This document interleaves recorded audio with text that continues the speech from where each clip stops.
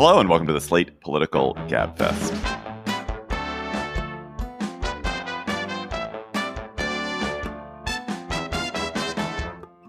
October 5th, 2023, the We Need to Talk About Kevin edition.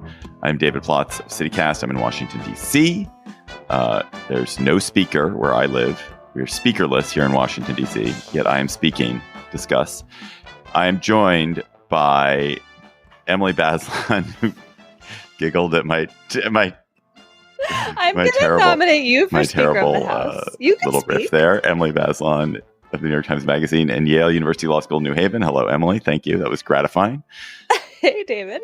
And John Dickerson of CBS Primetime in New York City. Stone-faced and silent. Not stone-faced. No, not stone-faced. Your computer must have been frozen. I'm one constant blur of activity and animation. This week on the Gabfest, the McCarthy era has ended. We will discuss the bizarre defenestrating, deposing, dethroning of the House Speaker and what happens next. Then the Supreme Court term begins after last year's sweeping rulings on abortion and guns and prayer. What nation-changing things will a conservative majority do this time around? Then, is the urban crime wave real or a conservative fabrication? How should we talk about that issue? Plus, of course, we will have cocktail chatter. And a reminder, we have a live show coming up in Madison at the end of this month on October 25th, but we're sold out. So no more tickets, but can't wait to see those of you who are coming. But there are no tickets available as of this moment. But it will be October 25th at 7:30. We hope to see some of you there, many of you there, exactly as many as fit in the venue there. And here's your prescription.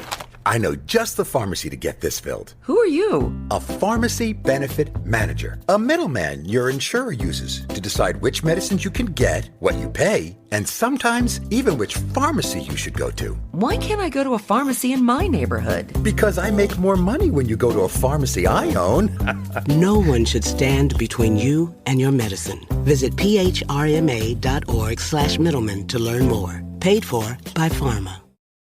Shed not one tear for Kevin McCarthy, who I thought would have said or done anything to remain Speaker of the House, yet would not say or do the thing that would save him. McCarthy could have held on to the speakership had he just played a little bit nice with Democrats, perversely chose not to, and ended up being deposed in a rebellion led by Matt Gaetz, one of the most repellent fellows ever elected to public office. Let's listen to McCarthy talk about the group of 8 Republican members of Congress who deposed him. They are not conservatives. They voted against, one, the greatest cut in history that Congress has ever voted for, $2 trillion. They voted against work requirements. They voted against NEPA reform. They voted against border security. They voted against... They don't get to say they're conservative because they're angry and they're chaotic. That's not the party I belong to. The party of Reagan was if you believed in your principles that you could govern in a conservative way. They are not conservatives and they do not have the right to have the title. I don't care about Kevin McCarthy, but I do care about the basic functioning of American government. And to me, and we'll get into this, the basic dynamics of Congress appear to be fundamentally incompatible with the survival of American democracy. The Republican Party is creeping ever closer and closer to choosing chaos and institutional destruction over the business of politics and the business of running the country. And we're in big, big, big trouble. But we'll get to that. We'll start with the more practical matters. Why, briefly, John, was McCarthy deposed, and what, briefly, will happen now? You know the question is coming to me when he inserts briefly.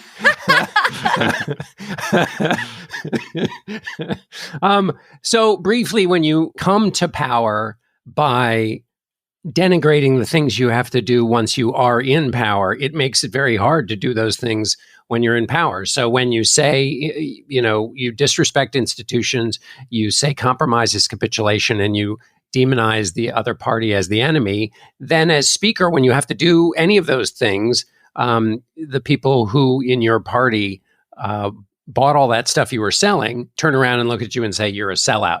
Now, there are some other contributing factors. Kevin McCarthy did the one thing Paul Ryan told him not to do, which is give the motion to vacate to a single member of his conference, anybody being able to bounce him from the chair. Ryan said you cannot allow that rule to exist.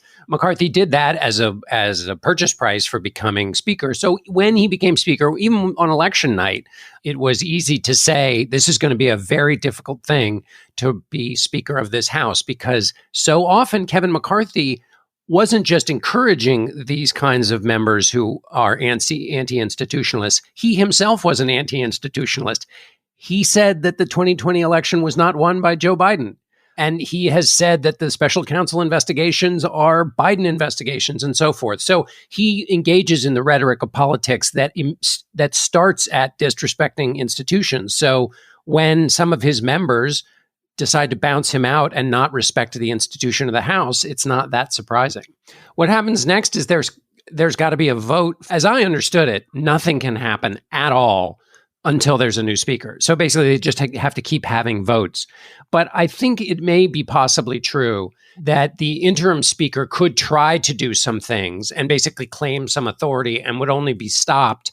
I mean, there's a rule that supposedly governs this, but would only be stopped if there was like a vote of the majority saying, don't do what you're just doing. So there may be, if they can't get a new speaker into the seat, there may be some things. I mean, there's a government shutdown we're heading towards in some 40 days. There may be a little period where there's some testing of what can be done by the interim speaker, but mostly nothing can be done until they come up with a new speaker. And the two people who are running for that job, at least at the moment, are Steve Scalise, the majority leader, and Jim Jordan, the chairman of the Judiciary Committee. Emily, McCarthy is somebody who, when he aspired to the job of Speaker and sought the job of Speaker, was truly willing to do anything to ensure his victory, ensure that he got the job. Here he had a chance to secure his own survival. He just needed to throw Democrats some tiny little bone, just something. And they probably would have just taken devil you know and accepted the sort of giving a kiss off to Matt Gaetz, who they have no, who's worse than McCarthy for sure. Why didn't McCarthy do even that tiny little step to save himself? So the political reading, I think, is that anything he did would then damn him with more Republicans in his caucus. The psychological reading is like, maybe he'd had enough on some level. Like this figure who seemed, willing to do everything. Maybe he just was like, I've had it. Even if he doesn't frame it that way, you sort of there is some, in this farce, there is some sense of tragedy here of someone who, took it and took it and took it and then threw in the towel. I know what you're saying, and I don't mean to undermine that, but I mean, in addition to the other things that he did to undermine institutions, he basically walked back his comments about January 6th. I mean, the leader of his party, who he has moved back towards embracing, or he did when he was Speaker, still believes that the election was won by Donald Trump, is basically encouraging and applauding the people who attacked the Capitol. The institution that Kevin McCarthy had a stewardship rollover, and yet he was trying to water down what happened on January 6th, kind of rewrite the history. Those are choices he made. And when you're the head of an institution like that, you have a stewardship obligation to the institution. You have to make some deposits in caring about the institution. So when something goes down like this and you say, hey, we've got to maintain the status of the institution, there's something to maintain. But if you run it down, there's nothing to maintain, and nobody believes you when you say, don't vacate the speaker's chair because it'll hurt the institution. Well, sure, but those statements he's made about January 6th, all of that is pandering to the right. It's pandering to his own party. What he wasn't willing to do in this moment was give Democrats a bone. And yet at the same time, Matt Gaetz was saying, you betrayed us on the shutdown, you betrayed us on the debt ceiling raise, like you've been talking out of both sides of your mouth. And I think Matt Gaetz is correct about that, right? Like McCarthy did do those. It's just very strange. It's so crazy. He was willing to be a politician in the moments, the substantive moments that required it around the debt ceiling and around the shutdown. He was willing to engage in the act of political compromise and negotiation with a political opponent. And yet, he wouldn't do the thing. He wouldn't do that for his own personal political survival. I kind of think you're right, Emily, that there is, at some level, there's a just screw it, I don't need this quality to it. I didn't want to reduce the amount in which this was a bed that he made for himself. Yes. Totally agree. So in the what happens next speculation, okay, so Steve Scalise, seems like a super conservative Republican, like, sure, whatever. Jim Jordan, like a whole different kettle of worms as far as I can tell. Isn't it possible that the 7 people in this deposed Kevin McCarthy faction just like move on to another cause, that this burns itself out, that they just put someone else in the chair? Apparently Matt Gaetz personally had it in for McCarthy based on an ethics investigation. And then the party just sort of goes on and like, yes, this was chaotic and disruptive and they look like they don't know how to manage their own ship, but like, so what? And then Matt Gaetz gets to go on Fox News and on Steve Bannon's podcast even more times. And that's his reason for living. So I don't know, like it seems like that's a possible outcome of this. Within a week. Is that a possible outcome in which you have a speaker who is, if Steve Scalise is in there, is Steve Scalise willing to make deals and not shut the government down and accept that he's not going to get 100% of what Matt Gaetz wants on border security and 100% of what Matt Gaetz wants on defunding the FBI and the Department of Justice? Or are the kind of crazy out of the box demands that this far right caucus still insists on going to be the ante for being the speaker, that you're still going to have to win that stuff, and if you don't win it, and if you end up negotiating with Democrats, your head too will be on a platter? In my scenario, plausibly, Steve Scalise deals with Democrats, makes similar compromises, maybe with like less talking out of both sides of his mouth. I don't know. And yeah, it's fine. Because actually this was mostly an act of theater, or just the act of theater itself then changes the dynamic in a way that this radical faction just like pulls back a little bit. It's totally possible that the answer is the opposite, which is that they're going to completely run the show from here on out. They really mean it. And then we have a shutdown for really no reason. Yeah, the question is, what are the litmus tests for who the new speaker is? Because there's some members who are getting rid of the motion to vacate or increasing the threshold back to at least what it was. It used to be 5 members had to introduce a privileged motion to vacate, and McCarthy dropped that down to 1. So the first thing is some members are saying we can't, part of this is a mismatch between the vast majority of House members and this tiny little group. The tiny little group just was given this incredibly powerful weapon that really only needed one finger to pull the trigger. So there will be that debate, because that debate is about whether, there's too much centralized power in the speaker's office if they change the motion to vacate. And then it's like, what are they going to demand of Jordan or Scalise on Ukraine funding, for example, in order to put them in the actual chair? This could go for forever. But I sort of was feeling the way you were, Emily, which is like maybe they just are like, the fever broke, and now like we'll put Scalise in there and we'll kind of muddle through. So it's really totally up in the air. I don't think history tells us that extremists, once given a carrot to eat, are extremely happy with that carrot, sit and comfortably chew on that carrot, and are like, what a great carrot. I'm so happy I have my carrot. I think they tend to go out and then, rape and pillage and get a lot more carrots and parsnips. No, I think it's true. That was the implicit message of Bugs Bunny, to be sure. Can we go to your deeper questions about our democracies and the various problems with this? Isn't the underlying dynamic here go back to our right-wing media ecosystem, which is rewarding the Matt Gaetzes of the world based on their radicalism, and also gerrymandering, that so few of these Republicans have to run for election in places where a more moderate stance is actually an asset, and what they're really worried about is being primaried from the right. If we had not either of those dynamics were different, would we be in this mess? It's a great question. And the first feels bigger than the second, because we're still only talking about 8 Republicans. But the fact that the party set it up so that they can run the show is indicative of these larger dynamics, isn't it? Well, I think the fact that they set it up that way is indicative of the fact that McCarthy had a teeny tiny little majority and needed to get every single last vote. And it's just the people who were going to hold out for the votes needed, which goes back, I think, to your first point, which is it used to be you elevated through the system by sucking up to the leadership. And that wasn't great, but it meant you couldn't hijack the entire body because you could raise money and go on TV. And Matt Gaetz, by the way, had some very reasonable things that he wants about basically doing the budgetary process through regular order.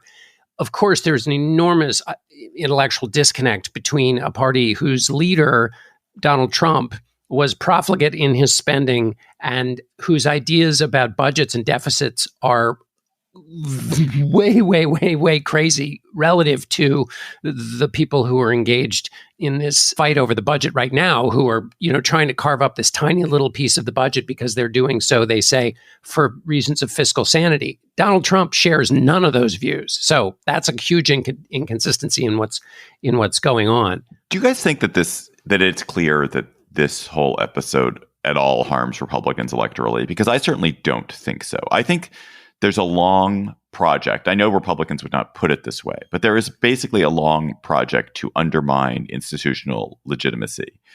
And if Congress is more feckless and more grotesque, it ultimately benefits the party that's against the project of government. A government that lurches from crisis to crisis is ultimately more politically beneficial to the Republican Party, which draws heavily from the significant fraction of Americans who say they don't want politics. They want a dictatorial leader. They want to sweep away the corruption and blow up the system. And so the undermining of that system, the weakening of that system, while it's terrible for all Americans, it's ultimately awful for the nation.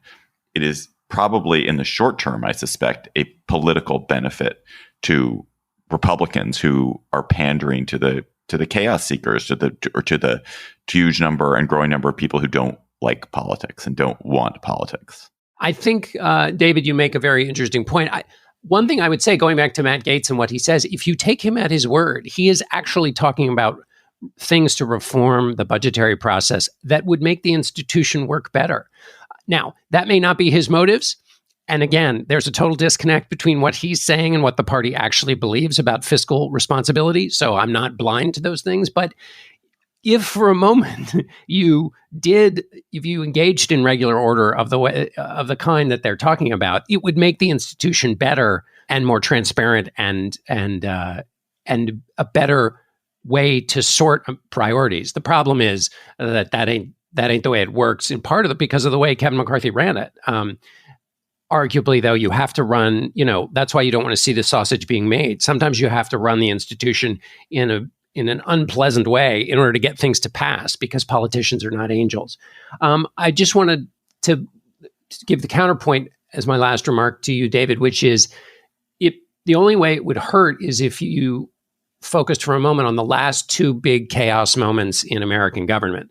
The first time a speaker has ever been vacated for, and this is not over. I mean, that's a moment of chaos. We don't know how it's going to turn out. And the one before that is the attack on the Capitol, which is also laid at the feet of the current frontrunner of the Republican Party. So the last two chaos moments in American government are the result of these forces and this party, which might, those are irrefutable facts, which could, bunched together, be damaging to the party. Do you want to hear more from us after this episode? You should stick around for our bonus segment. Today, we're going to be talking about Commander, the extremely bitey German Shepherd who was living with the Bidens at the White House. And we'll talk about how do you talk about Commander? What do you do about Commander? This segment is just for Slate Plus members. So if you are a Slate Plus member, thank you. Because of your support, we've been able to keep the Gabfest going these many years. If you're not a Slate Plus member, we would love it if you signed up. You will get bonus segment of every episode of the Gabfest, as well as many other Slate podcasts. You'll get special discounts on our live shows. You won't hit the paywall on the Slate site, much more. So if you are a member, thank you again. If you're not a member, go to slate.com/Gabfest Plus to become a member today. That's slate.com/Gabfest Plus. This episode is sponsored by Up First on NPR. Breaking news can be challenging to consume nowadays. And if you're constantly doom scrolling on social media, it can really take a toll. If this sounds like you, check out Up First on NPR. Up First frees you from the all-day scroll obsession by telling you everything you need to know in an easy 15 minutes. No BS, just the facts. Up First is the cure you need for the news fatigue. Up First provides the top 3 news stories to start your day and has digestible 10 or 15-minute episodes. So it's got all the news you need. You can get back to your life and feel informed. With the elections in 2024, the indictments, AI, and more, it's going to be chaos. Let Up First guide you through the news cycle so you can save your energy for the things that really matter. Your kids, errands, new season of your favorite reality show. Listen now to Up First from NPR, wherever you get your podcasts. And here's your prescription. I know just the pharmacy to get this filled. Who are you? A pharmacy benefit manager. A middleman your insurer uses to decide which medicines you can get, what you pay, and sometimes even which pharmacy you should go to. Why can't I go to a pharmacy in my neighborhood? Because I make more money when you go to a pharmacy I own. No one should stand between you and your medicine. Visit phrma.org/middleman to learn more. Paid for by Pharma. It's time to get your checking account to zero with free checking from PenFed. That's zero ATM fees, zero balance requirements, and zero time spent waiting for your paycheck to direct deposit because you can receive it up to 2 days early. Open your account with just $25 and see how big zero can be. Apply online today at PenFed.org/free checking. Early direct deposit eligibility may vary between pay periods and timing of payers' funding. To receive any advertised product, you must become a member of PenFed, insured by NCUA. The Supreme Court is back in session. A conservative majority is no doubt excited about a few big cases that are coming up. Emily, please orient us towards this term, which doesn't have a Dobbs-level case teed up, but actually there is this Loper Bright Enterprises versus Raimondo case, which could be even more consequential for how the country and its government works. Ooh, are you setting me up to talk about Chevron deference, David? I am deferring to your Chevron deference. Oh, Chevron, bring me some Chevron deference. I like to call it de France. Chevron de France. Chevron de France. I think the more we use that term, the more abstract the pronunciation of it should be.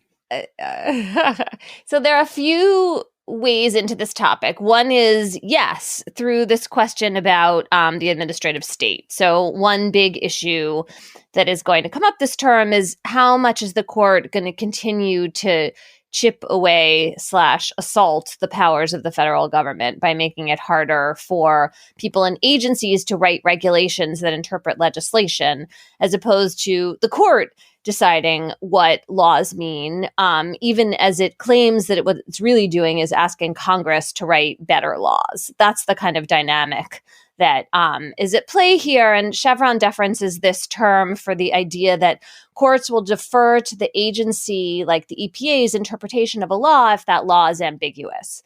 It's been a way that there's been a lot of leeway for people, the civil servants, the government employees who get down in the weeds and try to figure out what it means to have clean water and what exactly the responsibilities are for, corporations vis-a-vis these regulations.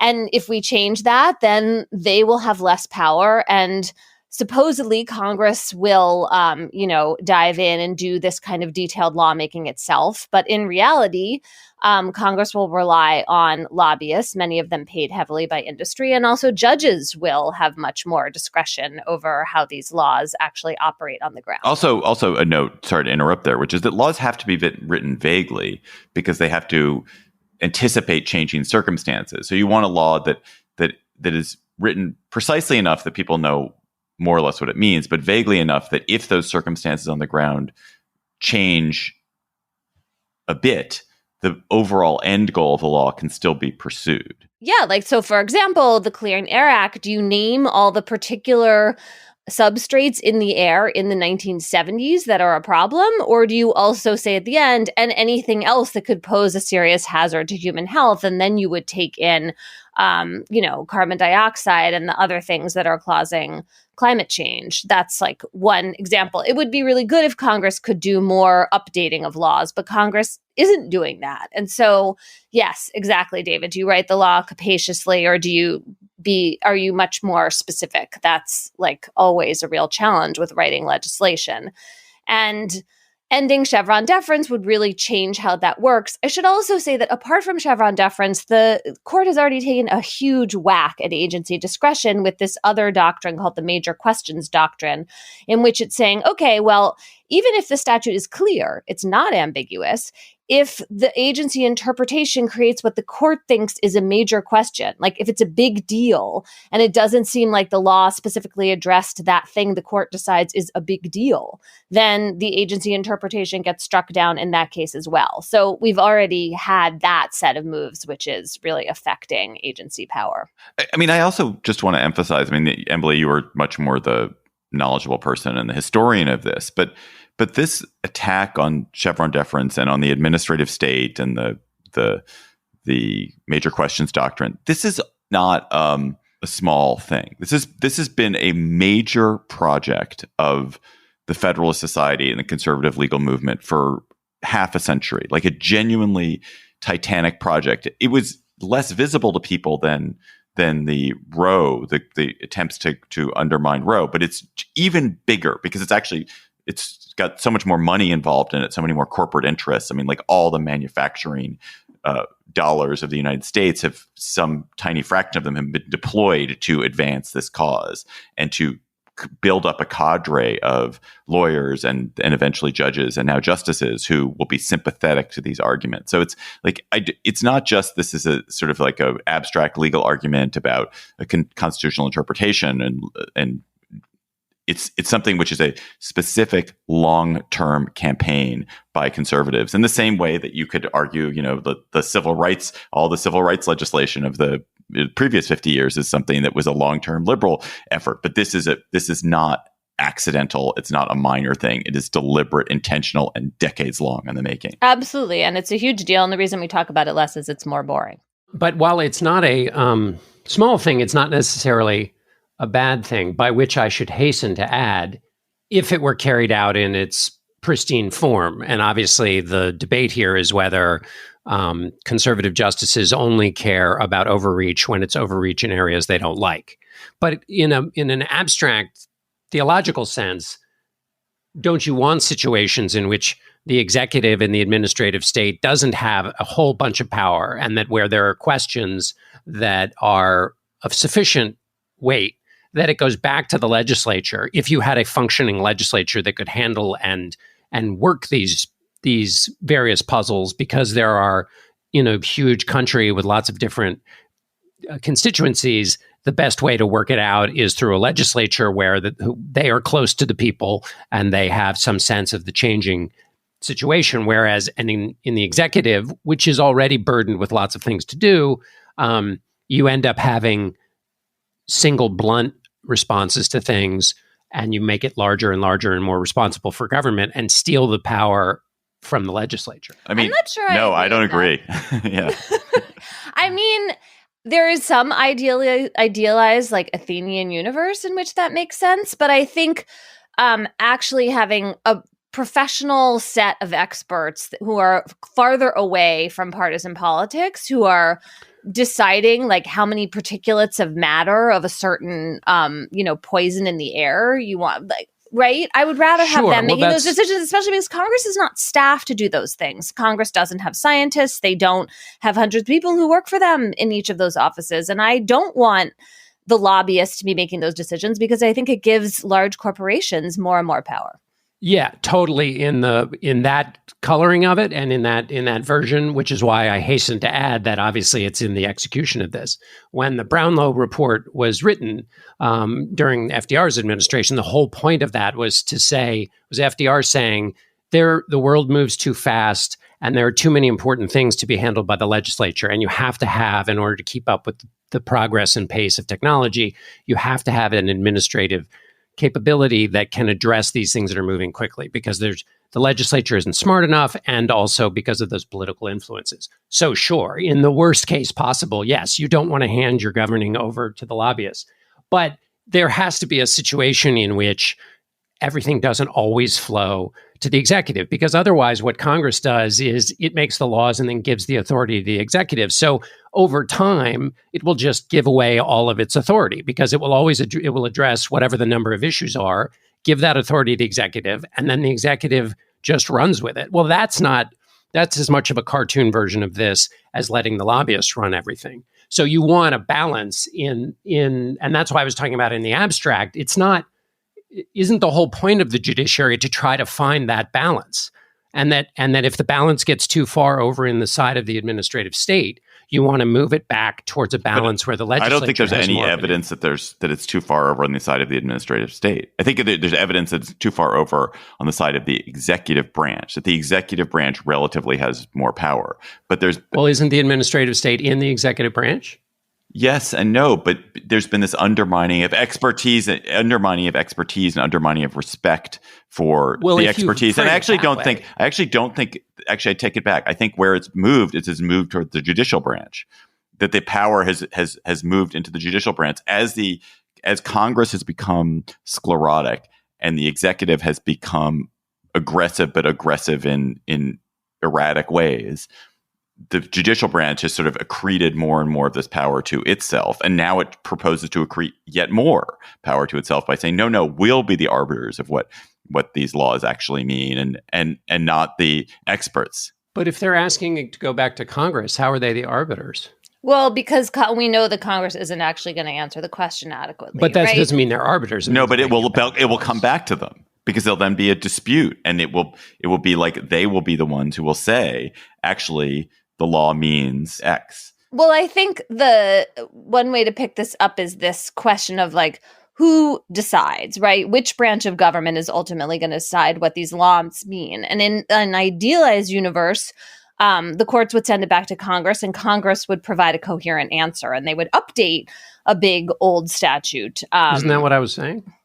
That is what you're saying. And David and I are saying we don't live in that actual universe. Well, that's why I said we don't live. But my point is that this project that David was saying was awful.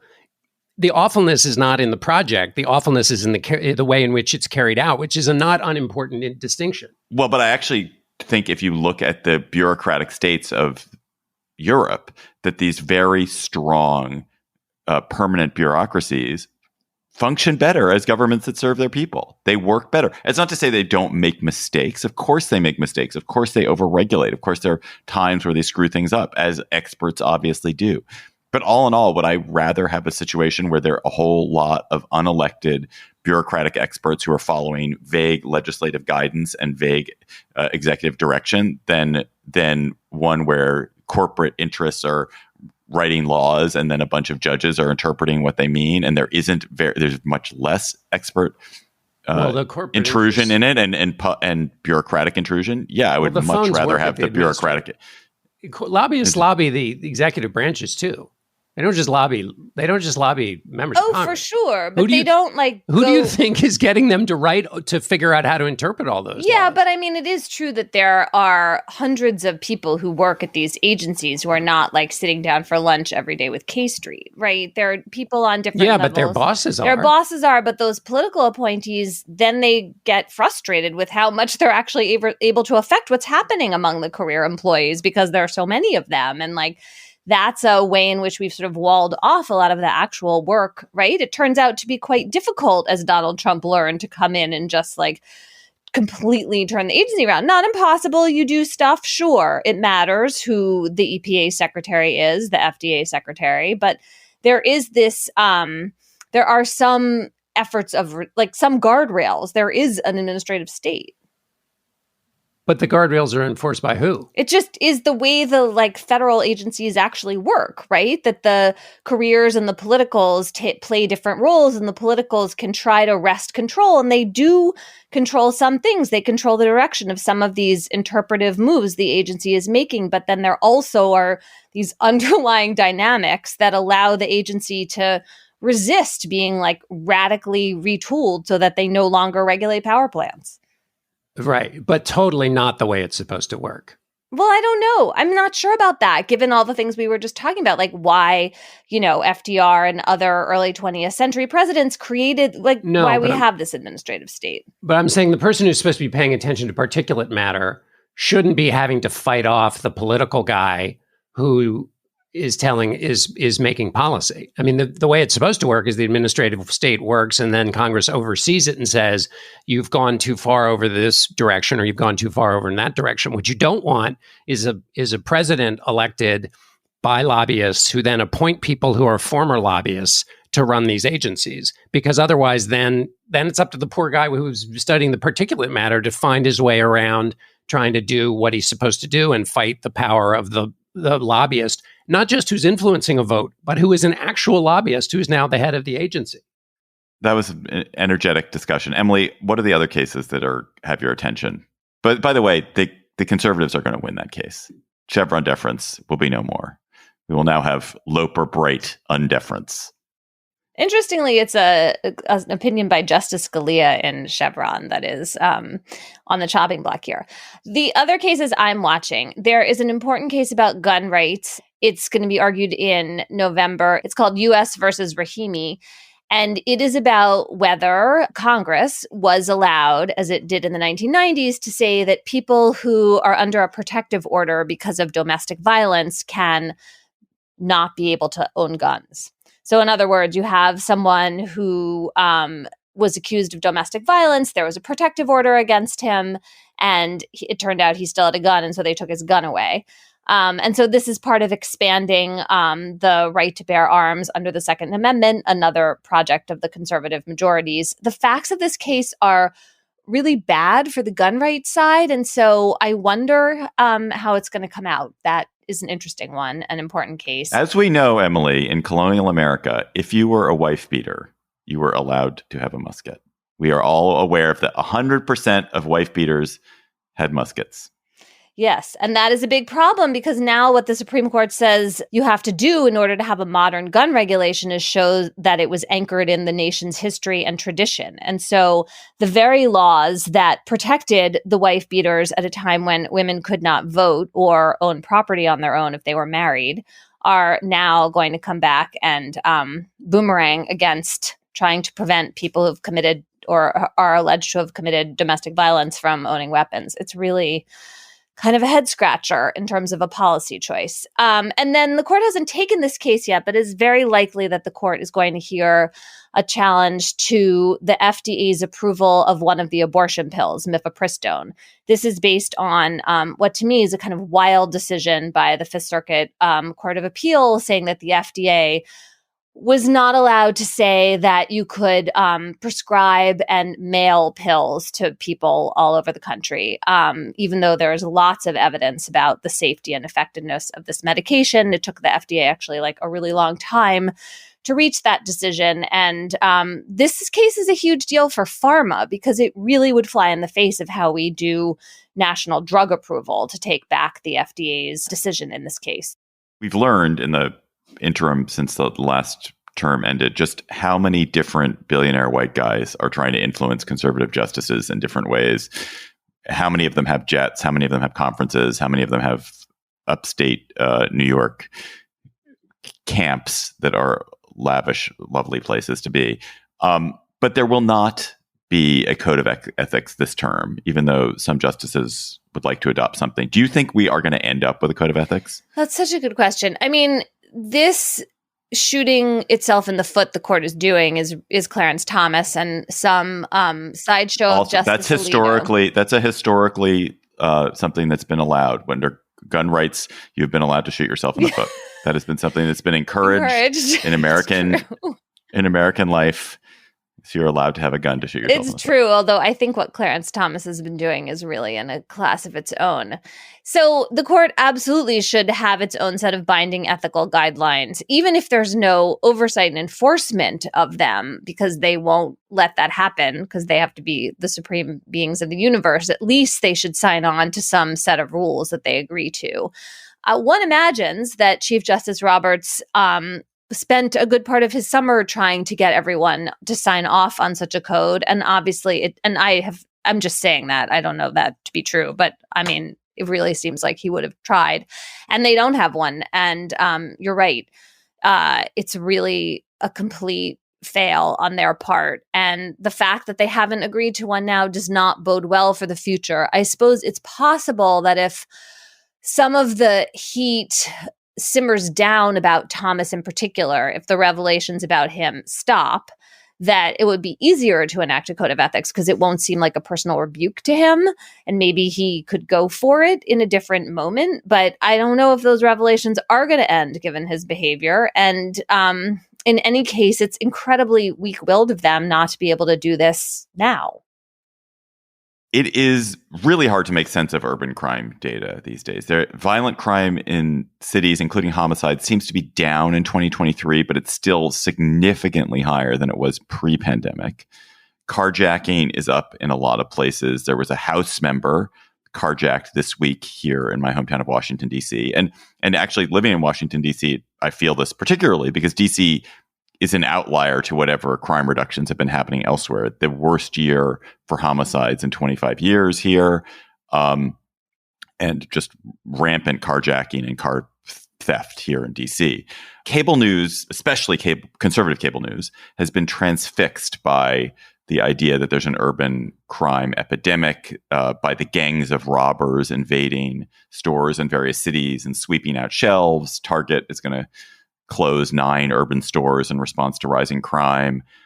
Meanwhile, you have a lot of urban police departments that are shrinking, waves of retirements, relocations to cushier suburban and rural police forces have pushed department staffing levels in some cities down by 10 or 20%.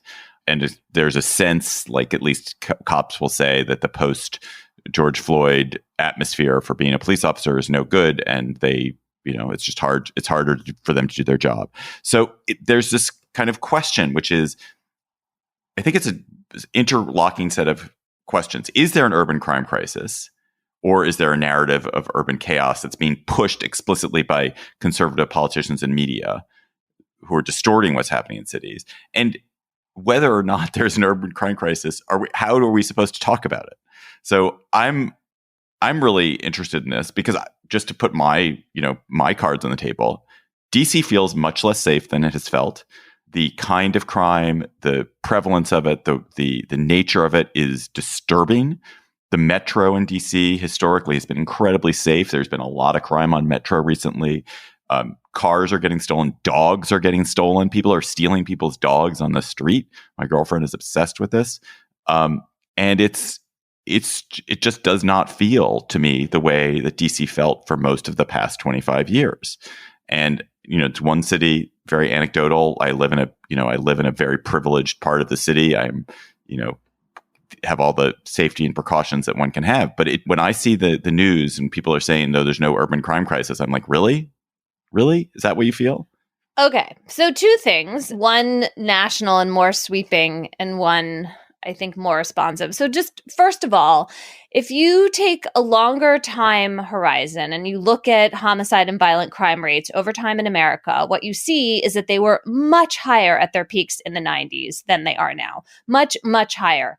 It is true that we had a spike in homicides during the pandemic for a variety of reasons. That is coming down. But even that spike was nothing near what we all lived with if we were alive then in the 90s and in the 80s. So I just want to put that in context because I feel like we keep talking about pre and post pandemic as if 2019 is the norm. But like we grew up with a much more violent norm than existed pre-pandemic. But Emily, people you don't live in 30 years ago. It's not like you live in, I remember what it was like in 86 here in the crack epidemic, and it's not as bad as that, so it's fine. I mean, like you live in a constant state of relativity. She's just rebalancing the conversation so that you can figure out if the question is where does the solution come from, looking at the long time horizon lets us know whether this is an acute situation or whether it's a blip that requires targeted, methods to fix this targeted thing. So that, perspective is always a good thing. Yeah, I'm trying exactly to provide a little of that perspective. I also think it is really, really important to remember that what we did as a country in response to the 90s was disastrous. It was terrible. We ended up with, tons of mass incarceration that has been ruinous to a lot of, the poorer communities that none of us live in, especially to, urban Black neighborhoods in this country and to people. And it is very hard to talk about crime in a kind of writ large way without feeding into that frenzy. And I, for one, am desperate not to go back to that. It did not work. That is not to say that swift, fair, certain punishment is not part of how you bring back public safety, right? And so there are totally targeted things we can talk about. And I mean, I personally think that having depleted police forces is not working well in these cities. And there are other specifics that, I think absolutely are worth addressing. But it is really important to be careful about how, present you make crime in your own thinking about your life and in the political discourse. And yes, DC is one of a small number of cities that is not seeing the decline in violent crime that is happening elsewhere. And if I lived where you lived, I'm sure it would feel more present to me too.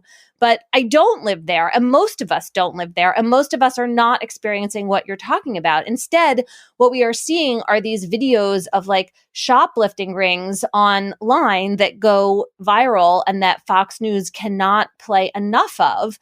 And that is a specific problem happening in some cities, but it does not mean that when I am walking down the street, I am less safe. We are so affected by anecdotes in this area, right? I run a lot in a park near my house that has some woods in it. And a friend of mine recently sent me something about a woman being assaulted in that park from months ago. And she was like, I don't know if I want to run here anymore by myself. And I thought to myself, I'm really sorry that happened to that woman. She was fine. She yelled. The guy ran away. Everything was okay. I would still not like to be that person. But that's one incident in how many years have I lived here? And I remember the last one, and it was a long time ago. And I just feel like we need to be smarter in how we think about what this actually means for our personal risk. And the policy solutions we then glom onto, which just inevitably people start talking about harsher penalties again. Yeah, being suckered into some conservative scheme to smear cities and smear Democratic leaders of them is wrong. And there's no doubt that the media portrayals and the media images influence people and make them think differently. But it is also the case that the number one job of government is public safety. It is the most important thing. And if there is a loss of public confidence in that, it's very bad. And certainly where I live, there's a loss of public confidence. Certainly where I live, there's a sense that lots of places in the city where I live feel less safe than they did.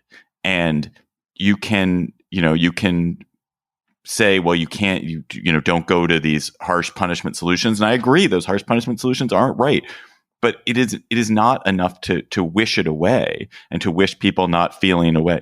Oh, I totally agree. I think that you have to figure out a way to talk about it locally that has to do with the particular issues your city is having. I just don't think that the answer, and this is what I was seeing and what I was reading, was longer sentences. Again, no. I mean, I think facing the fact that the pandemic was deeply unmooring. It caused so much disorder where there was once order, emptiness where there was once life, kids with too much time on their hands, less stuff for them to do, downtowns that are just empty and therefore welcoming of crime or welcoming of chaos in a way they weren't. And you add the sort of pungent, disgusting aspects of social media where there is this way to celebrate, like bad behavior can be celebrated online, and it is. I see that, with in these videos of fights at schools and these TikTok channels of fights at schools. Yeah, it's like gladiators. It's bad. There's a different kind of atmosphere in the post-pandemic era, and I'm not saying that it's like what it was during 1986 in Trinidad here in DC. I'm not saying that's what it's like, but it is significantly worse as feeling in DC, and we ignore it at our peril. So just to remind people what the story is, right? So homicides are down a great deal from 2023, from 2022, but they're still higher than they were in 2019. The question, Emily, is things are actually getting better relative to the previous year. The question is as the pandemic becomes less a part of our life, do people expect that trend to continue? And therefore, it's headed down towards 2019 levels and maybe even gets better.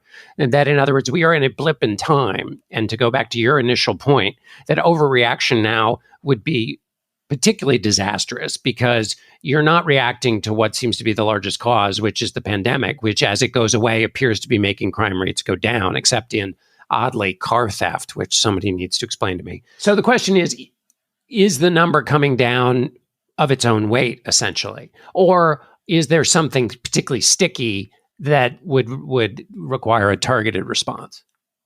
Yeah, I mean, as usual, it's really hard to know in the moment. We're really bad at knowing what causes crime to go up or down in any kind of short-term way. Those explanations often turn out to be wrong. One thing that is worrisome is how awash in guns our country is. Like, that is not helpful for bringing gun violence down. And yet it is encouraging that nonetheless, the homicide rate is receding in most of the country. And we're just going to have to, I don't have an answer about that because it's just too soon to know. I do think it's important to separate out violent crime, which is like terrible and serious and the thing we should be the most concerned about, from auto theft, which is not good, but is like a completely different kind of property crime. And then these shoplifting videos and these shoplifting rings, right? These are separate problems and they all contribute to a sense of disorder and lack of public safety, but they have different kinds of solutions. One thing that I'm obsessed with, again, DC focus, apologies. If you look at DC school attendance, the percentage of kids in DC who are missing major chunks of the school year, it's enormous. Like in DC, every school, it's way more than a majority of kids are missing way more than the allotted amount of time you're allowed to miss every year. And this is an after effect of the pandemic that has not receded, and it's terrifying. And it's why I was so worried about closing schools the way we did in a lot of blue cities for these very extended periods of time during the pandemic. Yeah, and when kids feel they can be tardy, be absent, be truant without any consequence, they end up getting up to bad things. Chronic school absence is on the rise in 40 different states. There's a professor at Stanford, Thomas D., who we had on the other night, who wrote the study about this. And it's, I mean, as Emily says, it's part of the mental health crisis that's in the aftermath of the pandemic, and that unlike, maybe if homicide rates and violent crime is going down as the pandemic recedes, the mental health crisis is not receding as a result of the pandemic. Although one thing that was somewhat encouraging from this conversation with Professor D was that he says interventions actually, small nudges actually can help with this problem. In other words, if the schools are in touch with the parents, that in a lot of cases, it can get some of these kids back on track. So that was encouraging to hear. Right. But we need more of that. I mean, I also feel like we were talking about depleted police forces. There's also the problem of our depleted teaching force. Like, that is a huge issue. And I actually think it's all tied together in a way that makes, again, it's like, where does this discussion begin? Are you talking about root causes enough? Are you talking about prevention enough? Or do you just like pick up the same old hammer we always pick up, which is to talk about longer sentences, even though they don't apply to enough people? And they're obviously, we know from so much research that simply lengthening sentences, like saying 10 years for robbery as opposed to 5 or 8 years, that is not a real deterrent effect, and it causes harm. And there are so many other things you can do on the front end that are better policy solutions. John, how should Democratic politicians talk about this? Or should they not talk about it? It's such a great issue for Republicans as a political issue, but what is the way they should deal with it? Should they pretend it doesn't exist? Should they have Sister Souljah moments every 3 minutes? What should they do? It's a really good question because, as you pointed out, and as we perhaps have demonstrated in the conversation, these talks tend to be really blunt. And so, if you try to put something in context in a political conversation, it's much easier to say that you're waving away the problem than confronting it. And so the danger there is big for Democratic politicians. It's particularly big because you have the migrant challenges in some of America's biggest cities. And you saw in the last Republican debate, Nikki Haley at one point sort of did just a free poetry response about immigration. And she said, and you see what's happening in Philadelphia. And I think she was referring to these gangs of shoplifters, which has nothing to do with migration. But she was basically clumping these two things together, which politically is quite wise. The Democratic administration that's supposed to be dealing with the border is not doing very well. And the Democratic politicians who are supposed to be taking care of crime in the cities are not doing very well. And both of these contribute to be a wolf at the door for any American anywhere. How you respond to that as a Democratic politician is quite tricky. If you're a mayor, you probably get in fights with the White House on the migration issue to show that you're, standing up for your citizens, which is what Pritzker's doing in Illinois and Adams is doing in New York. For other kinds of local officials, I think you have to be like on the front lines with the cops all the time. And maybe you say you do what Emily says, which is put things in context, which is important. But I mean, I don't think if you're a mayor, you can have enough events with cops.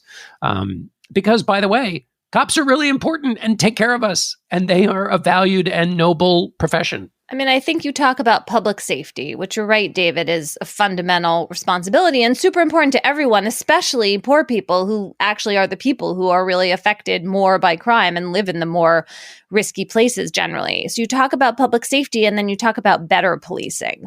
You talk about, you need to have cops on the street and you also need to have them doing the work in a way that does not harass and alienate and, arrest people for no reason, but actually makes us safer.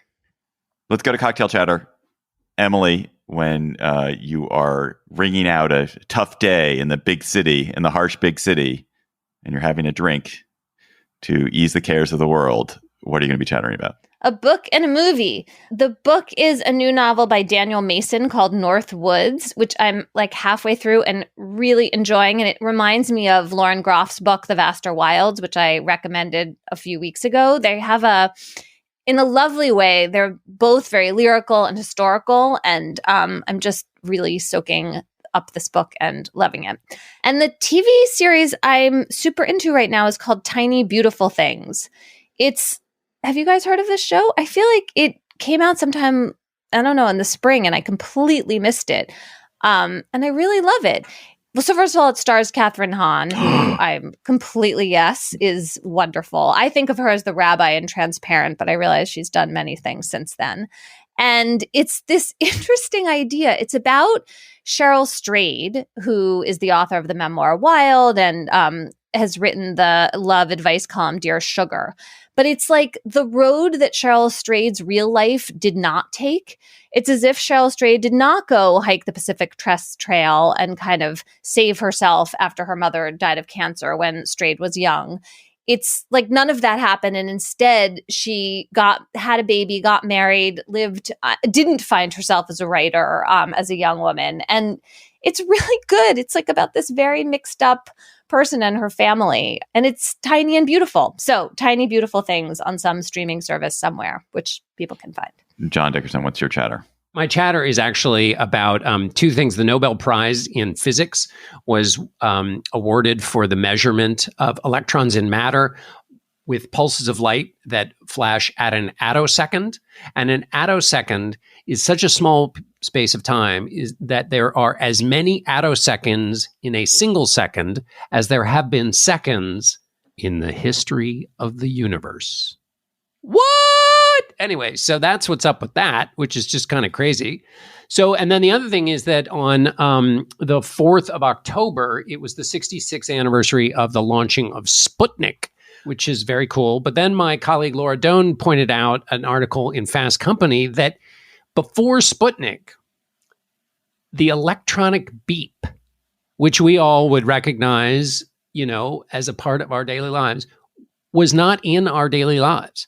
That basically Sputnik beeped. And because, of course, everybody was obsessed with the fact that the Soviet Union had put a satellite up into space, and that America was behind, and that there was a missile gap, and we were all going to die. That beep became this kind of audible representation of that, and then, of course, the beep is now like an electronic beep was like no big deal. But this is the moment at which that came into our lives, which is among the many things that Sputnik kicked off that I didn't realize was one of them. My chatter is about a new podcast I'm listening to, not a new podcast, a podcast that is new to me, that my friends Danny and Amy and Simon told me about, Fall of Civilizations. And it is a historian, a sort of like amateurish historian named Paul Cooper, who talks for some hours about how a particular civilization rose and fell. And it's, if you listen to Hardcore History, it's in the same kind of family as Hardcore History. Very smart person, charismatic talker who just goes on and on and on and on and on about some aspect of history that you kind of vaguely know. And I'm listening to the one about the fall of Carthage.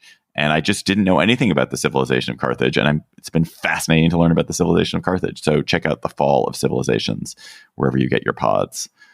Listeners, you have chatters. You have emailed them to us at gabfest@slate.com. Please keep them coming. Love reading your chatter emails. I love going and checking out the things you send us. One recommendation that was sent to us a few weeks ago has now become my go-to soundtrack. I just listen to it over and over again. And our listener chatter this week comes from Danny O'Malley. I'm a filmmaker based in Los Angeles, and my listener chatter is a film I made called Canary. Canary tells the life story of Dr. Lonnie Thompson, also known as the real-life Indiana Jones. In the 1980s, Lonnie defied conventional wisdom by taking a 6-ton drill up an 18,000-foot mountain in the middle of nowhere in Peru to get ice cores from the glaciers there. Lonnie and his team lived there for weeks or months on end. The film tells the story of Lonnie's life growing up in coal country West Virginia and becoming one of the world's leading climate scientists, warning us about climate change. It's a story about doing the impossible, hope, denial, and belief. There's a Gabfest connection too. During our filming, we filmed a ceremony at the American Academy of Arts and Sciences, and it was the same ceremony where Emily got her membership in the Academy. It's in theaters in select cities in September, and it's available for online rental at the end of October.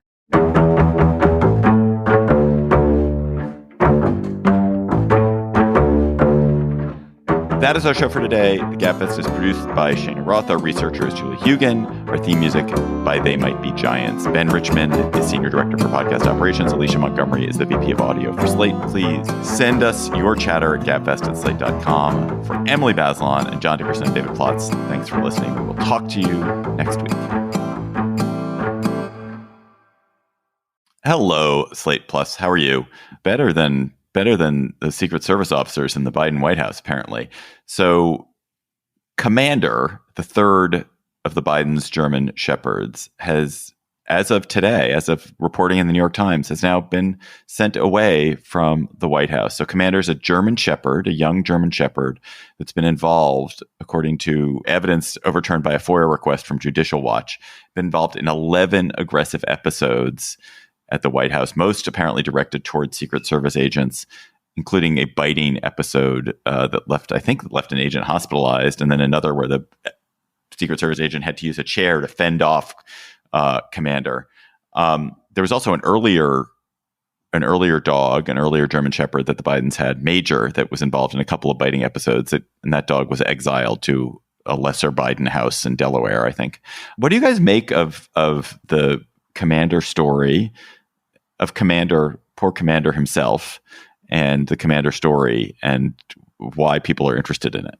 I mean, I feel so bad for everybody in this story. Like, this was the wrong dog for the White House with all of the things that go on in the White House. I mean, German Shepherds would seem like a tricky breed for this because they're guard dogs as well as being shepherding dogs.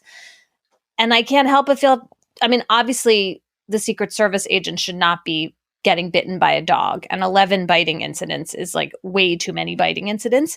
I also feel terrible for the Bidens who just had to send their dog away. Yeah, but if you can't control your dog, don't have it in a place where there are other people. I mean, we take a walk every morning, and the dogs are allowed in Central Park to be off their leash, and it's a wonderful period of just like frolicking dog madness. And the dogs, when they play, obviously, they bite and they attack each other. It's all in play. And that takes place in like an area where that's what dogs are supposed to do there. And then there are the dog owners who have dogs who are hyper reactive.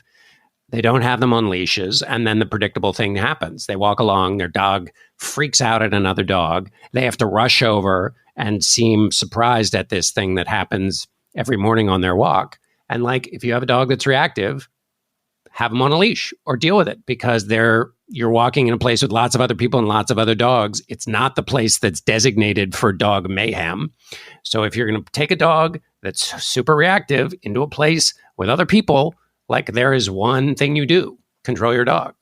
And also, Secret Service, they're there to protect you, and you're not like, you're letting 10 incidents go by before you deal with this. Seems kind of bad workplace behavior. That was just a snippet from our Slate Plus conversation. If you want to hear the whole conversation, go to slate.com/Gabfest Plus to become a member today.